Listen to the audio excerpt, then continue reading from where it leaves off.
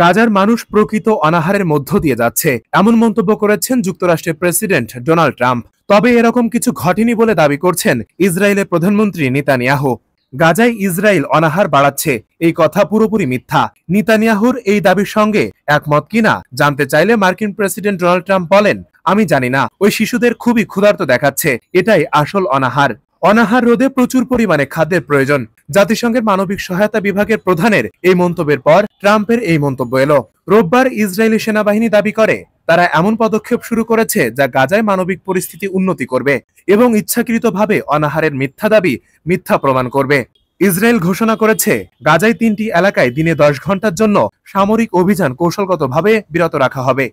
পাশাপাশি ত্রাণ কনভয়গুলোর জন্য নির্ধারিত নিরাপদ রুট স্থাপন করা হবে।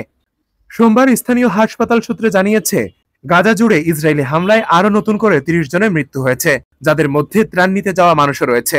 বিশ্ব স্বাস্থ্য সংস্থা রোববার জানিয়েছে 2025 সালে গাজায় অপুষ্টির কারণে 74 জন মৃত্যু হয়েছে, যার মধ্যে 63 জনই মারা গেছে এই মাসে। এদের মধ্যে 5 বছরে কম বয়সী শিশু 24 জন। ফেরদৌস সাগর, মানব কণ্ঠ।